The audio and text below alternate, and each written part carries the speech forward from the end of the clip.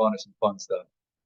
All right. So, as I text you halfway through the season, uh, this season was very predictable. Alabama didn't have a quarterback. We all I, knew we all knew Alabama was going to struggle.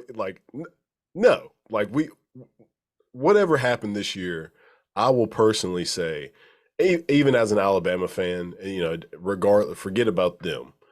This has been one of the most fun seasons to watch. it's Now, been as wild. Alabama, yeah, in a while, as an Alabama fan, it has been stressful. Don't get me I wrong. can, yeah. But this has been very fun to watch because we watched, so an Alabama thing, we watched a Georgia team that hadn't lost since the SEC championship against Alabama. And then they had like 29 straight wins where they Yeah. had You know, broken Alabama's record of 28 straight wins, and then the team they lose to is Alabama in the SEC championship game. I Absolutely, didn't know that part to it. yeah, you can't That's script. wild. Yeah. And then um, Florida State.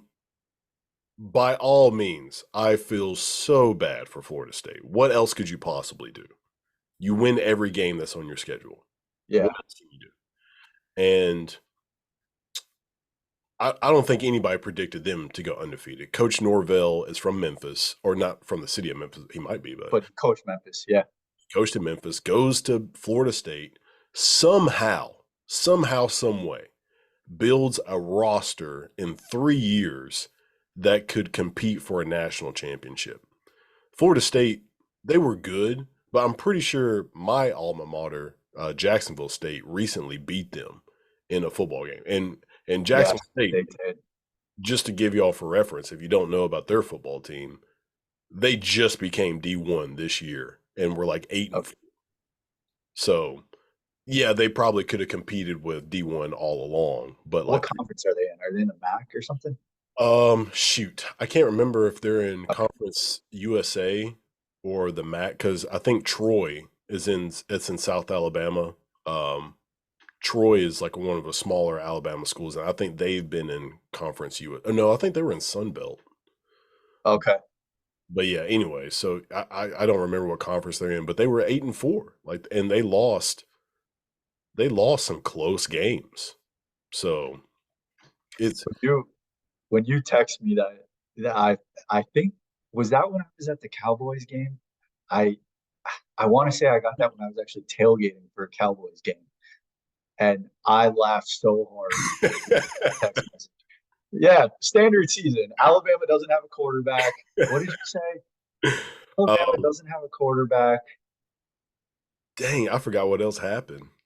But yeah, it was just it encapsulated so well the season of yeah, for sure. Nobody saw any of this coming, Yeah. and it has lived up even through the playoff pick too. Let's get into that. What's your thought on FSU not making it in? Obviously, you feel bad for them because they went undefeated. What else can they do? But what go a little deeper. What are your thoughts on that? So an even stronger debate on my part, if the committee thought Alabama deserved to be in, I could make an argument that Washington did not deserve to be in because or Ohio, I mean Michigan, because all year long, yeah, I would say Michigan didn't deserve to be in more than Washington because I don't know. Okay, why is Michigan number one? Because they beat Ohio State? Who did Ohio State beat all year? Nobody. They lost to Michigan. Yeah, Only the biggest game Ohio State won was Penn State, and I'll give them that. Penn State's hard to play in, especially at Penn State during a whiteout and it's cold outside. Good luck. but it's one game. Again, one game, the biggest game they had all year, they lost. Yeah, So Michigan's best win is against a team who doesn't have a great best win. So what makes Michigan so great? Washington, I would agree with. They beat Oregon twice. and I think they beat somebody else that was pretty decent. Um, Oregon State, maybe. yeah, Oregon State. I think they were 16 when Oregon beat them. Yeah. So Oregon State, I think they had like 3 losses on the year, 3 or 4. Um, so my argument is Washington is the #1 team in the country. Texas is #2. Alabama's #3, and Georgia's #4. Georgia was unanimous #1 all year long. Alabama beats them. Oh, they're the 5th best team. What? Just because they lost one game? What I find so funny about this is the parallels to the BCS and all of the arguments we used to have about BCS. Style points, style wins, losses at the bad time of the season, last game of the season, terrible time of losing the BCS. I just find it so it's like deja vu. You know, the playoffs going to fix all this, and here we are having the same damn arguments about, well, this team didn't get in because the computers. It's it's so it's so funny to me, and I don't know if I fully agree with. I don't know. It's hard because to me this is a larger issue. You have conferences that are just absolute powerhouses like the SEC. Never mind the ESPN SEC bias. We won't get into that. But you have powerhouses. Or I think you're an insane college football fan if you would argue against the SEC is the most difficult conference to play. You're crazy if you'd argue against that. I think it is. I mean, every week in and week out, you're playing very, very good teams. And I think it's on a whole nother level because there's very good teams in the ACC. You have Clemson, but Clemson proved themselves to be not the normal powerhouse that they are this year. You have UNC, but once again, it's UNC. Did they even finish in the top 25? I I don't don't think so. believe they did. Yeah, I know they were at one point during the year, but just the quality of opponents you have in the SEC to me just speaks volume, and to me played in a massive part of the decision to let Alabama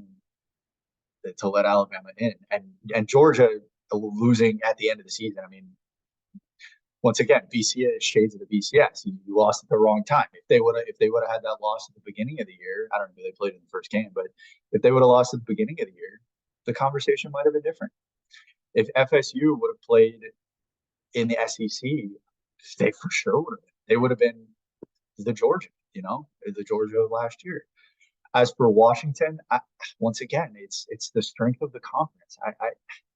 There's arguments that could be made, but I also understand where FSU fans are a little upset that they go undefeated. And Norvell makes a great point. What else do we have to do? There's only one unbeaten team, or no, 2. right? Two, yeah, Oh, 3. Michigan, Michigan, Washington. Michigan and Washington, yeah. So I don't know. It's a great way to go out with the 4-team playoff. That's for damn Yeah. sure. And So to be more sympathetic, Liberty was also undefeated, and they were ranked like 21, I think. Undefeated team at 21. You're like, well, it's Liberty. They didn't play anybody. Okay, but what else they're did they undefeated. need? Yeah, What else do they have to do? what else did they need to Once do? again, back to the BCS. It reminds me of Boise State back in the day with who was their Jared, quarterback? He's Jared, he's Jared Zabransky, no, he's an offensive coordinator. He was with the Cowboys. Kellen Moore. Kellen Moore. Yeah, Yeah, yeah. It's shades of that where people would look at Boise State and they go, they're undefeated, but who do they play? yeah. So Hey, they were. Oh, I bet that's when they had Urban Meyer, wasn't it? I think Urban. yes, before he went to Florida. Yeah. Oh, wait a minute. No, no, no. He was at Utah. Utah. Yeah, sorry. No. Who Yeah, was no, no, no. who was his coach? I don't know. I don't remember. But it was Actually, when I think it's Washington's old coach. Dang, I can't remember that name. But yeah, I think he left Boise and went to Washington. really, Yeah, I don't know where he's at but now. it's just so funny the shades of all the BCS arguments that are now coming full circle back to the college football. where you have undefeated teams on the outside looking in, quality of wins, strength of schedule. It's just so funny. And on one hand, I do feel bad for Florida State, but as a Miami fan, I'm there. There's times we were left out of the BCS when you know you could make an argument that we should have been. And I love there were some memes on Instagram floating around about how how UCF in 2017 just declared themselves national champions. Yeah. Like Florida State should just do the same thing. Yeah, we're the national champion. We went undefeated. Yeah.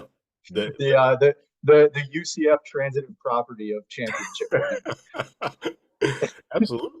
But I mean, if you okay, to me, I think this would be the perfect playoff, in my opinion.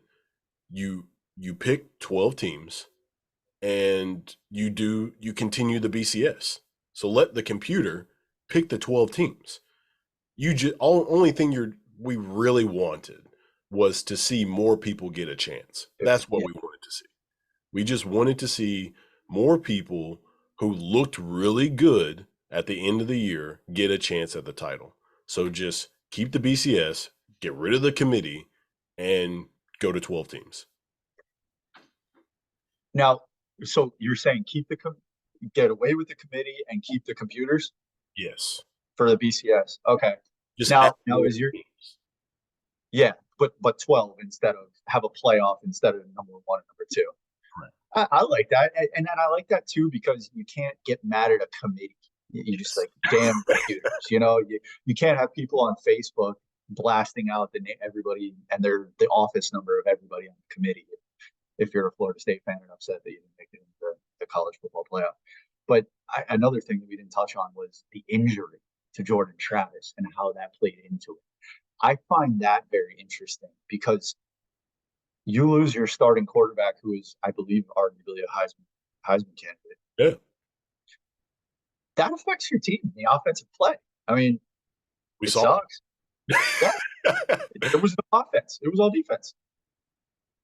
It's a sad fact that it does because it's a team sport. But your quarterback's kind of important. And I would say if FSU wants to be mad at anybody, it's Kentucky. Because Kentucky destroyed Louisville the week before FSU beat Louisville in the championship. So now, and I don't know if you watched that game, but FSU was barely beating Louisville the entire game. And yeah, because they couldn't score a touchdown. It was 16-6, right? That was the end score. Yeah, something. Yeah, it was very low scoring. Yeah. So it's like, well, we beat them by double digits. Yeah, but Kentucky, one of the worst teams in the SEC, just destroyed them. Yeah, and I mean, you look back at Florida State's schedule. I mean, they had a tough time with BC. They had even with Jordan Travis, they had a time with some teams. And I'm not saying you got to blow out every game, but this goes back to the style points. If I was a head coach, our armchair quarterback here, if I was a head coach, I'd tell them run up the score. Mm-hmm. If you can, obviously, if you're in a tight game, you can't run up the score, don't, but run it up. Style points. It's still a thing. That's what I would do. I just find the fact that it is an injury to me that played the most into them not getting in is a very interesting fact to me. But injuries are part of the game. It's a team sport, but injuries are part of the game, unfortunately. It's a part of the criteria to get into the playoff. Yeah, you got to be able to put up points, and the committee's whole goal was to have the 4 best teams playing. Mm-hmm. I'd argue Georgia should be in there. I would too. You can't go from number 1 to number 6 actually, because Florida State was 5. So you can't go or were they? Florida State's 5 currently. Okay, so Georgia's 6. Yeah. You can't go from 1 to 6 just because you lost to Alabama in the championship game. It'd be different if they lost to like an Alabama or a Tennessee during the season, but it's the championship game. Or a Kentucky. Yeah. So we're saying that team that they played against was amazing. So and look where Oregon fell during the season when they lost to Washington. I think they fell like 2 spots. So why can't Georgia fall 2 spots? That would have put them in a good situation. And it was a close game. It wasn't like it was a blowout either. Bama beat them by 3. Yeah, I don't know. I don't know. It's I'd love to be a fly on the wall in that room on how they were going through their decision. And Oh yeah. the conspiracy theorist, and I'm sort of, I don't know if I'm a tin hat wearing conspiracy theorist one when it comes to the ESPN and the SEC, but there's a little bit of bias there. Let's be real. I don't But even think it's the SEC. I think it's just the teams at the top, like LSU, Georgia, and Alabama. I think it's just really them 3. I think they could so care you're less. saying it's coincidence, um, not cooperation. Coercion.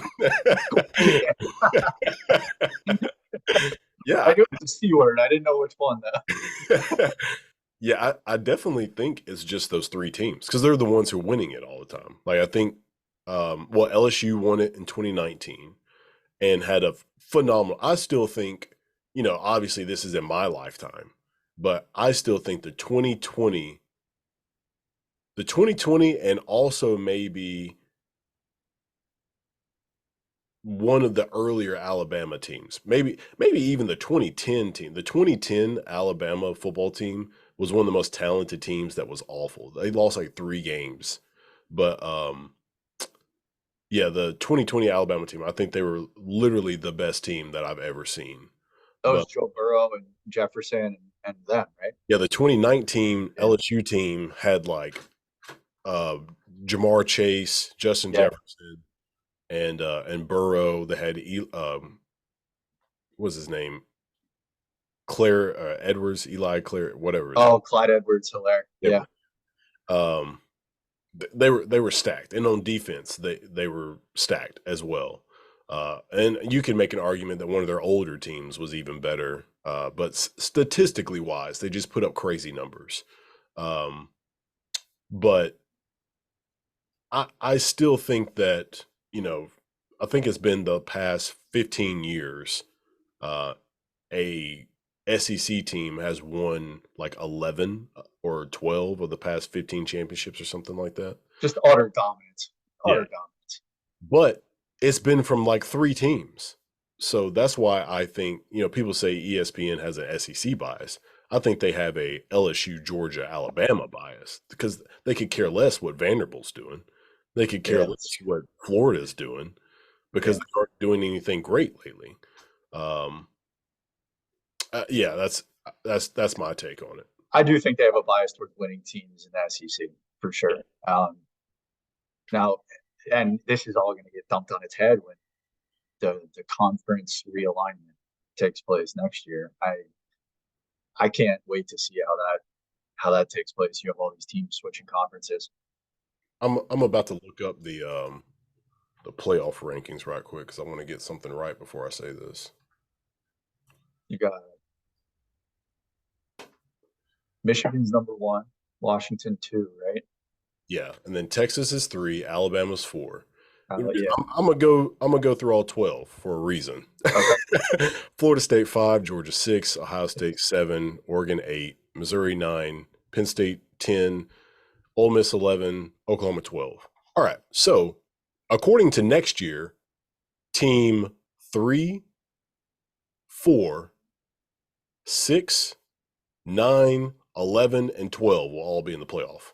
Half the playoff will be SEC teams. SEC. Crazy. Half the playoff is going to be SEC teams.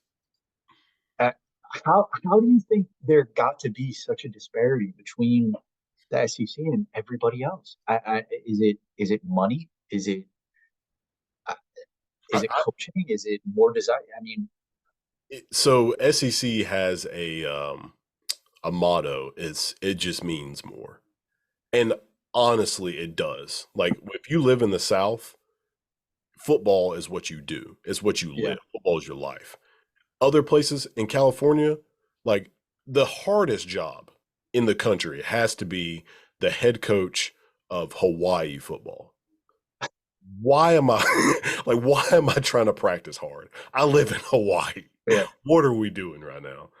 And the head coach of a male's USC football or like any sport team, because God knows they probably have some of the hottest chicks in Southern California. So good luck keeping their focus. yeah, So, like, it literally just means more in the South because in some states, the states are small. In Alabama, I think there's like 7 million people, and there's like 1 million in like Memphis. but So, they're not pulling kids from all Alabama is not pulling kids from just in Alabama. They're pulling kids from South Florida too. They're plucking a lot of kids out of South Florida. Why does a kid who grew up in the backyard of the University of Miami, who has a chance to go to the University of Miami, knows the Florida State Miami rivalry and what it is? Because I mean, I don't know if it's as big as Auburn, Alabama. I mean, to me, it is just because of how I grew up and what I grew up watching.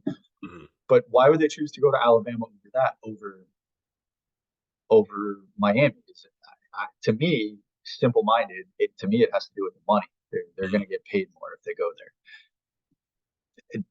And my question is, do the NIL deals make it a more level playing field, or does the gap just get more? Say now somebody who can go to Miami instead of getting $1 million under the table, now they're getting $5 million over the table. But now they can go to Alabama. And I just heard the report of, in for example, Ohio State with, and this kind of blows the Southern thing out of the water, but maybe think about it. Ohio State, the rumor is Marvin Harrison Jr. is getting what would rival an entry level contract for a first round draft pick in the NFL on an NIL deal in the neighborhood of $20 million to stay. Oh my God. Crazy. It's insane. I, it's just going to get out of hand. And I make an argument it already kind of has. Is it better that it's above the table now instead of under the table? Argument can be made, but to me, it's just going to get out of hand. But still, though, I look at that potential rumor, Marvin Harrison deal. It, is it really better off for him to take the one-time $20 million, if it is $20 million, one-time $20 million payment to come back and play 1 year of college football, as opposed to, I think in the NFL you sign a 4 year deal where you get 20 million. To me, the risk of injury after 1 year playing college football is not worth potentially being locked up for 4 years and then being able to, if you do get injured, for example, in your first year, you can cover and come back, as opposed to if you get injured on the last game of the season playing in college, your draft stock goes way down, and then you're missing out on serious money. So I guess the eval would have to be, can I make enough money in NIL that would compensate for how much I would make if I got drafted? And it's To me, crazy. it's not necessarily the money; it's the longevity. It's the time. Mm, Because if you, and that's kind of what I was getting. Maybe I didn't explain that. If you play, he has one, I believe, 1 year left of eligibility at Ohio State, where he's going to make $20 million. Great one, but if he gets hurt that last game, his draft stock goes, in theory, goes way down to where he'd be maybe a late first rounder, a late second rounder. He's not going to get that money that he would have now if he came out where he's arguably a top 10 pick. Some of the mock drafts I've seen, I believe they have him going top 10, some even top five. mhm. Where, for example, if he goes to the NFL next year as opposed to play college, if he gets hurt on that deal, he can recover and then come back without his draft stock taking a hit, and then sign a big ticket 3 years later after he recovers and in theory comes back and plays the same way. To me, it's the time horizon where I would look, and hopefully he's got a good agent or a money guy or a family member, obviously his dad, but that would make him think about the time as opposed to grabbing $20 million to go back to Ohio State. Yeah, and Actually, going back to what you were talking about with the why the kids would leave South Florida and whatnot, I think that goes to one of the intangibles you were talking about with the coaching. Like a lot of kids, they go on these visits and they get in-home visits from Nick Saban, and he woos them over because Yeah. he loves helping people. He obviously he's very focused on having the best athletes. I'm sure he is never upset when they sign the number one class over and over again, but he is really focused on making sure his athletes become good people. Have you seen that famous speech when he's talking about Musa Muhammad? Do you remember him? I do remember him, but no, I don't remember the speech. So Saban used to coach at Michigan State. He was the head coach Yeah. there. And Musa Muhammad had did something. I think he got arrested for something. And he said when that news broke out, everybody said, kick him off the team. He's useless, worthless. Get rid of him. And Saban was like, no, like I'm going to make sure he finds his act and gets his act together. Musa Muhammad went on to be one of the best receivers in the history of NFL. And he's got one daughter that just graduated like Harvard or Princeton. And Really.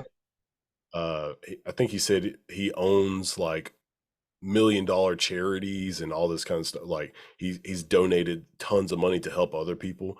And then like while Saban's talking about this, he's like, "So who was right?" Because he was so mad that the media is so willing to just end a kid's career after they do something dumb instead of helping them. So I would say that was Saban's one thing that probably helps him when he's recruiting. And your language there, people forget that they're still kids. Yeah. Mentally, they're still kids, you know? Uh, they don't look like it, but they still are mentally. They're prone to make dumb decisions, and that's why I think being a college coach is such an interesting job because there's you're coach slash dad to a lot of them, Yes. and that's kind of a cool thing. And it takes a special type of because I've heard stories of how NFL coaches don't some of them they don't want to recruit. They don't want to go out on the recruiting trail because I got to imagine that is a grind Yeah. in the off season or in the off weeks. You're out recruiting, you're traveling. But I think to me that's what makes college football so cool is you're all they're kids. They're going to make mistakes, and if the media and some people are so quick to do away in your case, Mush Muhammad, to do away with somebody, kick them to the curb because of one mistake. And I think that's really cool of Nick Saban to say, no, no, we're not. Now you get only so many chances for sure, Yeah. but to me that's so cool to give a kid a second chance like that. And Urban Meyer probably was the opposite end of that spectrum, giving them too many chances or covering up for their bad decisions. But um, no, I think that's really cool, and I don't I don't necessarily I'm not too in tune with Nick Saban and what he does, but that's a great story, and I'm glad to hear that because there's got to be a reason why kids want to come and play for him, other than they give him the playing for his teams give them a phenomenal chance of making it to the NHL or the NFL. Yeah. And it's there's different ways you can coach. And honestly, like even though Georgia and Alabama have this huge rivalry now, like Kirby Smart, my second favorite head coach, because that dude, which he came from Saban's tree of, Yeah, um, he just seems like a really cool dude, and he seems very like he's not he's not too emotional, but he gets very engaged in a game. Like he'll be jumping up and down when they score a touchdown, or he'll like my favorite thing is when a player screws up, he runs over to him and he'll like grab their helmet and he's like talking to them like, "Hey, this is what you did wrong, but this he's is what you coaching. could have did." Yeah, he's coaching. He's like, "This is what you did wrong. This is what you can do better. All right, now go out there and do it." He doesn't get like just pissed at them. He's trying to let them like realize like, hey, you messed up, but go do better. I know you're better. There's a video of Miami's head coach when he was at Mario Cristobal when he was at Oregon, and some one of the kids made a really stupid personal foul, just doing something like he punched some guy or did something. And there's this video of Mario just laying into him, and you could tell it was something stupid. He deserved to get laid into it. You could see the kid mouth, "Yes, sir. Yes, sir. Yes, sir." And I think that was, to me, that was such a cool video Mm. to be able to see, to be able to have that respect, to garner that respect from those kids, to where you're laying into them and you're still saying, "Yes, sir. Yes, sir. Yes." Yeah, there's also another funny video that just came out this season. It was Terry and Arnold, the cornerback for Alabama. He said that because it was on video during the game, Saban's chewing them out. So the reporter asked him about it. And he was like, "Oh man, I was coming off the field and Saban looked hot." He was like, "Oh man, somebody's about to get it." And then he said Saban like was coming toward him. He's like, "Oh man, it's me." And he said Saban was getting on to him, telling him I think he was like he blitzed wrong and it ended up screwing them up. The other team might have scored a touchdown or something. And he said that a lot of times a lot of people they get mixed up in like how people are saying something, but you got to listen to what they're saying and not how Right. they're saying it. And that was great for everybody to hear that from him, to say like Saban knows he can coach me like that. He knows he can get on to me like that. Because some people can't take coaching like that. And I was like, man, for a 20-year-old kid to say that, like that's awesome. Yeah, and there's an interesting shift or debate, well, shift and debate, I guess, on coaching styles. Because back in the day, they were more hard nosed, and now the kids are a little. I'd say some of them are a little softer, and they want Mhm. messages delivered in different ways. Not necessarily softer, but they want messages delivered in different ways. And as you know, I'm a big NHL fan. There's a large argument on the, in the NHL. There's a lot of old. It's kind of, the coaching jobs are like just recycled. It's like an old boys club. There's a few new coaches, younger coaches that get peppered in there, but a lot of it is just recycling them. There's a debate over how old older coaches who maybe used to coaching in that harder manner have now had to shift and become more of a softer coach with the majority of their team, the majority of their players, as opposed to that hard style. And I think that's an interesting shift, because if you take it, because obviously not every kid nowadays can handle being yelled at the way the example you gave of the Alabama player was saying, and the way you explained it, I can kind of tell. It was like, oh man, somebody's gonna get their ass chewed out, and he goes, oh, it's me. And I know that because I mean, I don't know, maybe you had parents that yelled at you, but you know that, oh, and I got chewed out my fair share of times in the Coast Guard, where we're talking. I call them talking twos. Like, I got a talking to today. I did something stupid, but you just it's an interesting debate on styles of coaching and what works best. And this goes back to dealing with people, to bring this full circle. You got to know your players. You got to know how certain players are going to respond. Some are going to respond to you chewing them out, yelling and chewing them out, yelling in their face, and some are going to respond better if you pull them aside and say, "Hey, not going to fly. This is what you need to do." So it's, once again, it comes back to management, leadership style. I think it's interesting to kind of study and see how these highly successful coaches coach their players and manage their teams. So, who do you think is going to win it all? Give me your breakdown of Bama, Michigan, and then your breakdown of Washington, Texas, and then the winner of those two. I I think Bama's going to, the way, and correct me if I'm wrong, because I didn't watch every Alabama game this year. I'm not an Alabama fan, but obviously they're on TV. You watch them from time to time. Alabama, like you said, Alabama not having a quarterback at the start of the season, they seem to have adjusted the offense to fit Milrose's style of play, or what he is good at doing. And it seems like they've hit their stride. So, and I think Michigan, I don't think Michigan is for real. I don't know if they'll stand a chance. So I got Alabama. Okay. I don't even know if it'll be close, to be honest. Oh. Yeah. I bold hot take there. I don't know if it'll even be close. Okay. Um, who's the other side? Washington Washington, Texas. and Texas. Yeah. I don't know. Once again, it goes back to the power of the conferences. I think that one's going to be closer because Texas has a natural way of just effing things up and beating themselves. But um, I don't know. I think it's going to be Alabama, Texas. You'd be crazy to bet against the SEC. I So, think, my take on before we talk about but it doesn't matter because Florida State's going to declare themselves a national champion. Oh my God. Anyway, sorry. Well, so my take on it is I think this game will look a lot the Alabama Michigan game will look a lot like Alabama Auburn because Okay. Michigan is a phenomenal running team. I think they've ran for like over 300 yards on multiple occasions.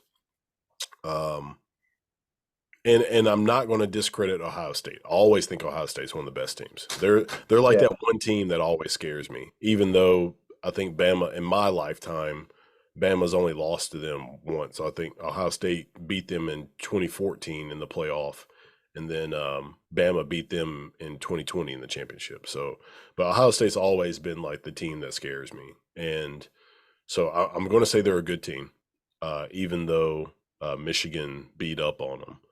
But I don't know. I think Michigan's going to probably have some running in their offense. I don't think they'll throw that well because Bama's corners are amazing. Like Terrion Arnold, he could be a first round pick corner. Kool-Aid McKinstry is a first round pick corner. Yeah. Caleb Downs is a freshman at safety. And if you saw him, you would not think he's a freshman in anything. Like the dude is, he's an 18-year-old or 19-year-old freshman, and he is jacked. Like he is huge, and he's playing safety, and he's one of the fastest people in the field. So their secondary is going to be really good in this game. So I don't see Michigan winning, but if they do, it's definitely going to be like the Auburn game. I don't know why, but Bama always has a hard time with Auburn, especially when they have just a good rushing attack. They'll run these weird running plays and get like 30 and 40 yards on running plays. So That game is always wild. It's always close and it's always wild. yeah. So that's how I think that game's going to go. The Texas Washington game, I think Texas's defense is going to be jaw dropping to Washington because they haven't played a defense like Texas is going to bring. And I think it's going to screw them up. I think, which Michael Penix has already had like 2 horrible games. And that's just something you can't do against that Texas team is play bad at all. And as we saw, Milroe didn't do that great, which again, they've changed the play calling. Yeah. Now, To me, that's a different Alabama team now. Yeah, completely different Alabama team. But yeah, I think Texas will win that game strictly because I think their defense is going to be too much. Like the game might end up being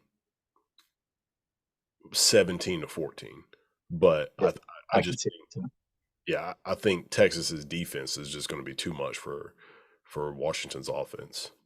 So your take on Texas Alabama round 2? Texas and Alabama. Yeah.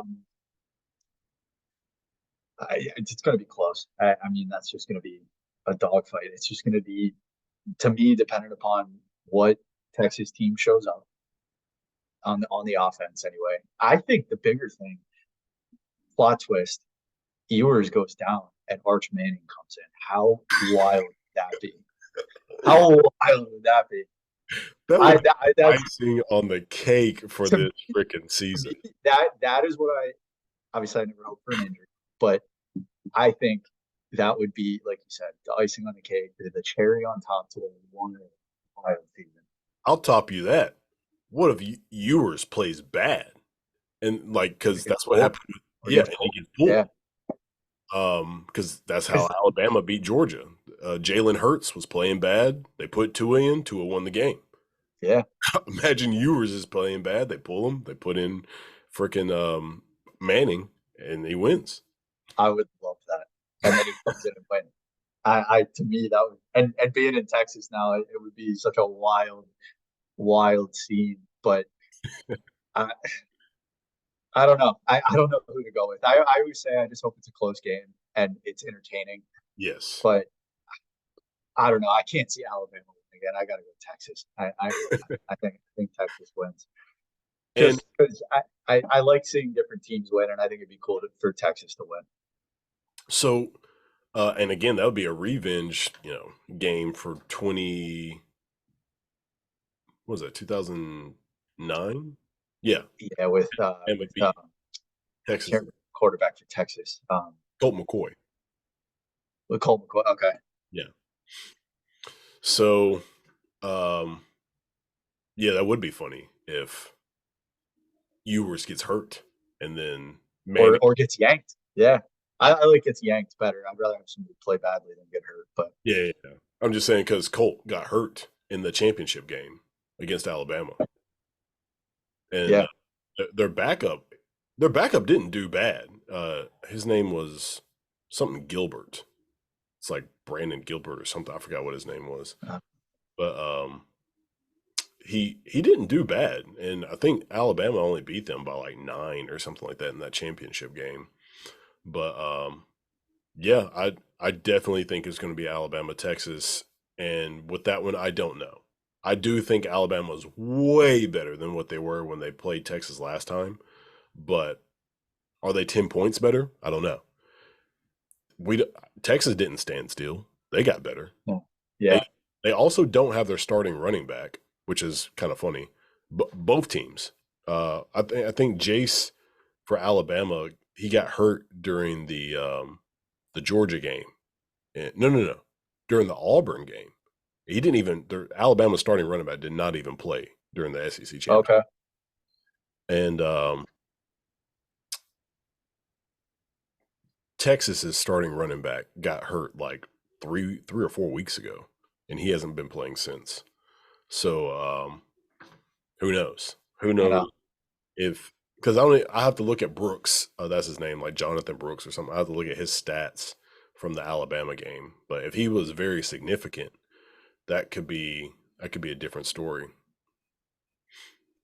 It's gonna be interesting. That's for sure. Yeah, And I think it'll be a crazy way to ring out the 14 playoff. no matter what happens, you know what I mean. If Michigan wins it all after the scandal of the signs, Yeah. hilarious. Or what if Washington comes off the top ropes and beats? I mean, And there's I no don't more see it happening, Pac-12. but There's no yeah, more Pac-12. The team that doesn't even have a conference next year that's a storyline. wins wins the championship. That's the storyline. Not That's as good as the Arch Manning coming in, but that is a good one.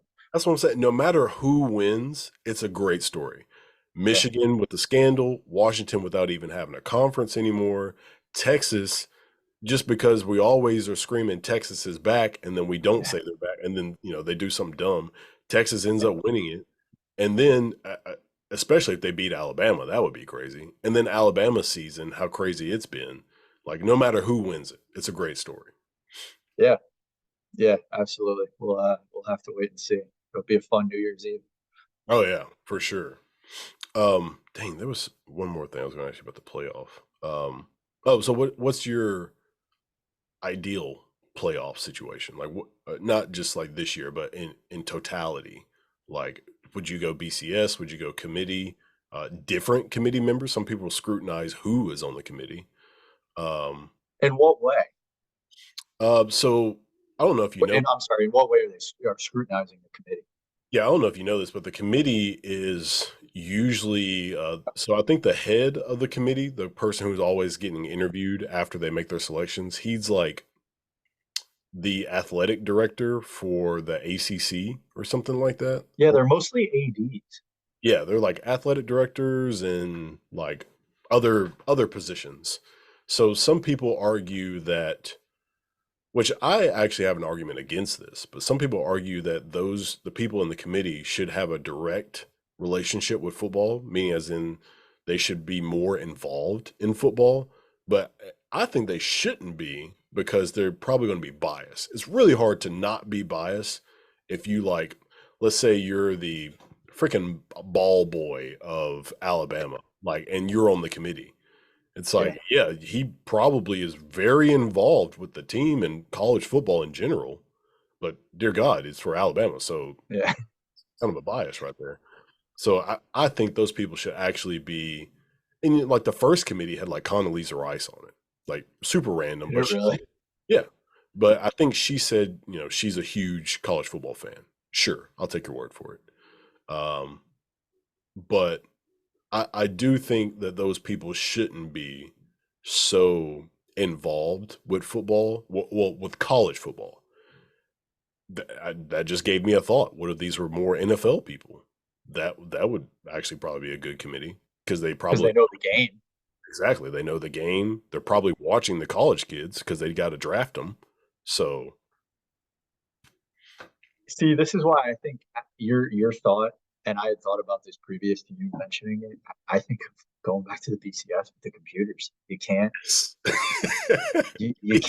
be upset with. I mean, you can be upset with the computers, but it's not. I think have clearly defined metrics of what is being considered, strength of schedule, whatever it may be. Have the computers. I mean, we got AI. Let's use it. Committee GPT. That's the Committee GPT. Use it. I mean, use it. I, I like it. Use the computers. That way you don't have, in theory, you don't have the human biases come into it. Um, and keep it at the 12. I think that's a good number. Any further than that, you're stretching, and then would you have to shorten the season? I don't know. You're wading into a lot of different things there, but I like what you said, and I had thought about it previously because that's why it to me it's just wild that all these BCS arguments are now coming full circle. Let's just bring it full circle. yeah. Bring back the BCS 12 team playoff because that's kind of what people were calling for. People always criticize the computers, but I think the biggest argument against the BCS was it was only the top two teams. The top You two. solved that problem now. And honestly, my ideal playoff would be probably just 6 teams because so if we took the top 6 today, let's see, Ohio State 7. So I'm going to get rid of Ohio State. Oregon, Florida State. Yeah, I think I'm going to just stick at 6. And so basically you're taking the top 4 and then 5 and 6 have a play in. Oh, well that doesn't work. Yeah, that wouldn't work. So you'd probably have to go 8.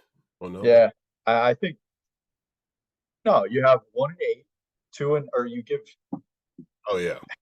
Yeah, you'd have 1 and 8. Yeah, you'd have 1 and 8 and keep going that way. It's kind of like, wouldn't that be kind of like the NFL, or it's like the NHL? But Yeah, 1-8, 2-7, 3-6, 4-5. yeah, I like that. Keep it simple. I mean, I'm okay with 12 too, because sometimes you'll have a team like, for example, Penn State might play somebody and show up to play that game. Yeah, but I think that's again that goes back to this is why we play the season. Like win your games. So Penn State Yeah, lost 2. I'm still not convinced Penn State's a great team because the 2 biggest games of their season they lost. Um, Missouri 2 losses. One was to Georgia. I forgot who the other one was to. Oregon 2 losses to the same team. Sucks, but it proves that you're not as good as that team. Um, so in Ohio State, again, jury's out because your one loss was to the number 1 team, currently Michigan. yeah. So yeah, honestly I would like to see it if it was um, less teams than 12, because I it's could see an hard, argument for that. it's hard to justify that number 12 could possibly beat the rest of the teams. Yeah, Or do you do something like include 12 teams, but have the top four, top two get buys? yeah, that's what I was trying to do with 5 and 6 with a 16 playoff. Okay, so yeah, that's what you'd have to do. I guess if you did 16, you'd have to give somebody a bye. Yeah. Give 1 and 2 a bye. Yeah, I guess that's what you do. Because I like the idea of having somebody that was in number 8 or number 12 have the chance. But I also think you should the regular season should matter. If you finish number 1 or number 2, you should you should get a bye. Yeah. So, yeah, in my opinion, less teams than 12, because again, we took top 4 last year, and then Georgia beats TCU 65-17. So, a lot of people are like, "Oh, TCU shouldn't have been in it anyways. That's why we messed up." Well, they still beat Michigan in the first round. Yeah. And I would say Michigan would have had a better game against Georgia.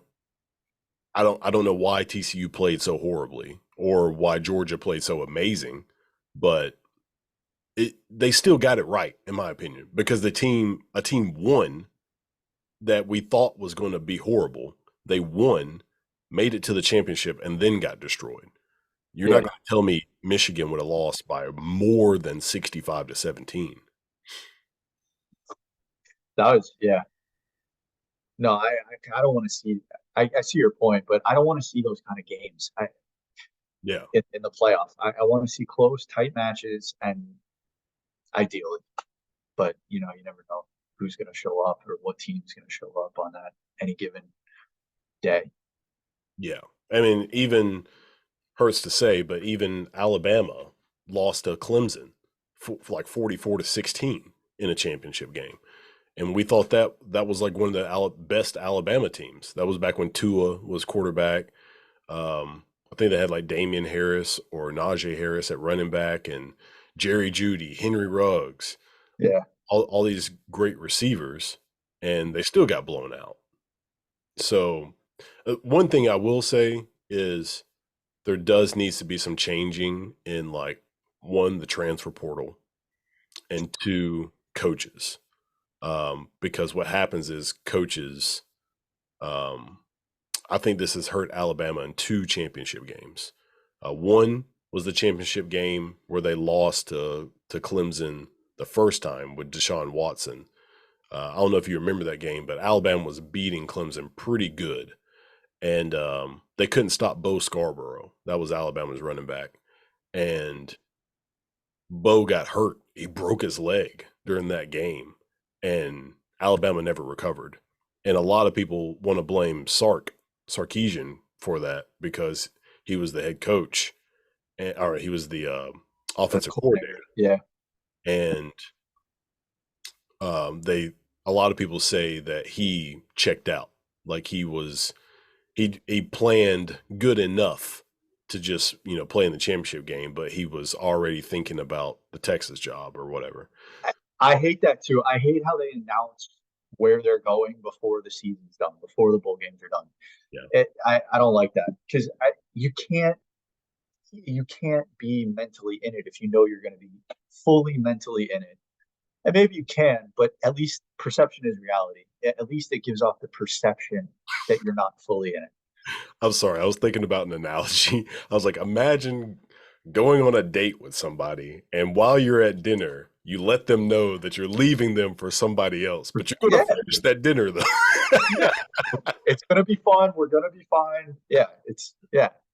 No, you're clearly even if your mind is in it, there's the perception that it's not actually in. Yeah. That's Yeah. funny. Yeah.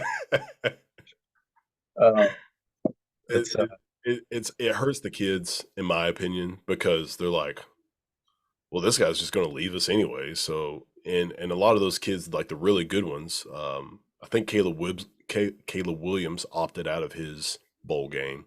I think Bo Nix said he's playing. So yeah, I mean, if you're great, some of these kids are opting out of their bowl games anyways, and they're not playing. So I guess some of the coaches were like, "Well, I guess I can do enough to prepare for this bowl game, or they can just leave, whatever they plan on doing." Yeah. I, on one hand, I get them not wanting to play in the bowl game for the money aspect and the future aspect. I completely get that, and support it. I mean, if I was on the cusp of making millions of dollars, I wouldn't care if anyone told me you're quitting on your team. But there's got to be a way. There's got to be a way to fix that. Uh, Hmm. I don't know. I don't know how, but I hate that they're like, I'm going to sit out this game. It's just like I get it, but at the same time, I don't like it. Yeah, and it's unfortunate that we have to take such a back seat and just watch this play out because we're watching it unfold just like the playoff. Like we watched team after team feel like they got screwed, and then in our lifetime we were able to see a playoff. So Yeah, maybe somebody's going to decide, like all the schools are going to decide to break away from the NCAA and create their own league. I mean, they definitely have as enough. a Miami fan, I'm all for that. They definitely have enough money for it, all the schools combined. So, yeah, I think something drastic will probably happen within the next, I'd say probably 5 years. I think it has to. There's too many forces between NIL, conference realignment, all these things that are going on. Something's got to give. Yeah. I don't know. I don't know what it's going to be, but something's got to give. Yeah. I think, once they'll Portal, never, transfer portal. yeah, they'll never figure it out. But I think we're starting to make steps, with the NIL, the transfer portal. Some It's kid, evolving. It's an evolution as a process. It's not it doesn't happen like that. It's evolving. I was just thinking of something in my head. We had to get through the 14 college football playoff to get the 12 team BCS. yeah, yeah. So maybe something will happen like that with the NIL. But I can see the NIL and even the portal just getting absolutely out. I mean, the transfer portal is free agency now. It's who's going to throw the biggest bag at them. I'm still mad that Miami isn't the number one team right now because You I and me both. I thought that them and USC or UCLA, like Southern California, Southern Florida, like I was like, oh, Alabama's screwed. Like Yeah. everybody has a persona that there's nothing to do in Alabama other than Nick Saban. Win football games and go to the league. That's So like I was like, oh my God, it's going to be so easy to convince these 17 and I 8. remember you saying. Yeah. Like, oh, yeah, this is Miami. Our school's great. The chicks are super hot. You can literally go to the beach all the time. Yeah. There's Winwood, there's all these parties, there's yeah. But by the way, I don't know. classes and you can graduate if you want. like, I thought they were for sure going to capitalize on that, and they I have. don't know. And I think this doesn't necessarily apply to USC, but I think the alumni it's a small school. My people no, maybe people don't forget, but it is a small school. It's a small private school. It's not a large state school like USC or Alabama. And I don't know if they have and I could be completely making this up, but I don't know if they have the same revenue base, alumni base, booster base Okay. that the larger schools would have to be able to throw that bag of players like Alabama does or like USC might, or Ohio State might. I know their kids are getting NIL deals. Like The Rock just signed, or I think it was at the beginning of the season, signed Cam Kitchens, who's a safety for Miami, for That's right. $1 million to his drink, his energy drink, Zoa, I think it is. Um, Yeah. but yeah, no, there's a huge booster. Weaves. He's the guy that invented or started Credit Wallet, Nerd Wallet, something wallet. I believe it's a fintech company, and he's throwing a lot of money at players. But it's not $20 million allegedly Marvin Harris is getting thrown. So crazy. Yeah, So I mean, yeah, I guess that explains it. I just it's got to be the money. I mean, it always at the end of the day, it always comes down to the money. I feel like yeah. I think other factors may play into it, but I think at the end of the day, if you got a kid staring down $1 million, I'd probably do it too. for for sure. I'm not gonna. If Alabama's throwing me, I mean, lifelong Miami fan. I grew up going to Miami games before I could walk, before I could talk. Probably before I was even born. My mom's stomach still. I think if Alabama or any other school threw $1 million at me and Miami didn't, probably go there. Yeah, yeah. So I do hope that there's more parity in college football. It was just ironic that the parity was Alabama. Like everybody always hates Alabama for winning, and then they lose a game, which just so happened to be one of the best teams in the country. We find Yeah, out later. Um, and then they look horrible for like the first 5 weeks, and then they become the best team, and they're the ones creating the parity. So that was very ironic. But I do hope there is more parity because that has made this season so good. Like Washington is their second playoff appearance, I believe. Um, Texas is first, and Michigan's second, I think. yeah. So Second, we've got different teams in it that haven't always been in it. yeah, yeah. It'll be interesting to see. Like I said, I can't wait for New Year's Eve to roll around. Me neither. Well, all right, man. Let's wrap this up. Thank Sounds you good. for Absolutely. and it's always good. And people are probably watching this like we don't talk all the time. Like we,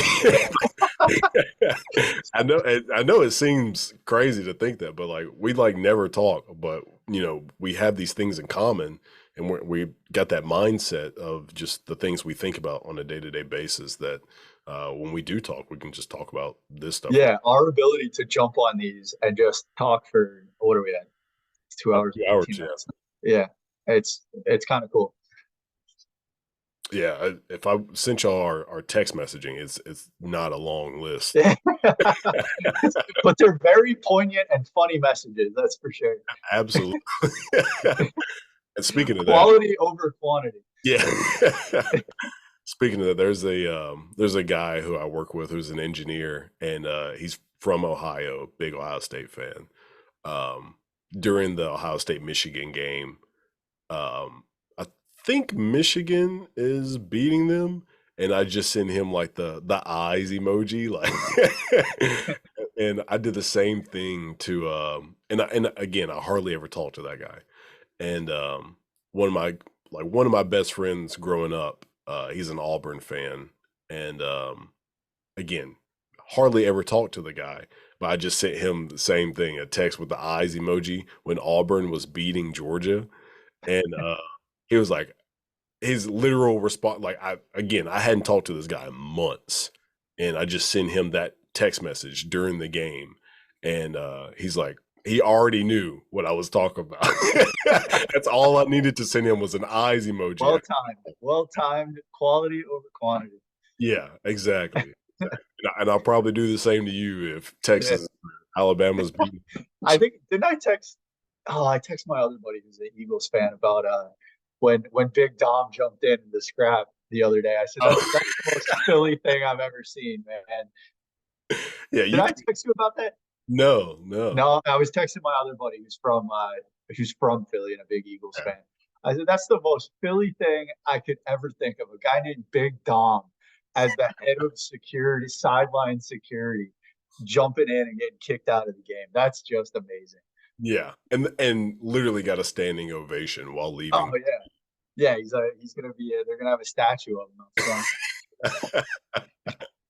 front. Is it my that same friend that I was telling you about? He was telling me that the previous football stadium. I don't know if it's true, the new one, Lincoln Financial, but they used to have a holding cell, a jail cell in the stadium. Oh, I don't know about Yeah, that. yeah, they used. I believe so, unless you're lying to me. But It would I make believe it's sense. Philly. Yeah, they used to have a holding cell, and I said if Lincoln Financial has a holding cell for Philadelphia PD, Big Dom should have a statue outside the holding cell. Absolutely. Yeah. Absolutely. Um, All right, man. Again, thank you, and we'll definitely have to do this again sometime in the future, Sounds whenever. good. I appreciate it. All right, thank you for everybody tuning in, and see you next time.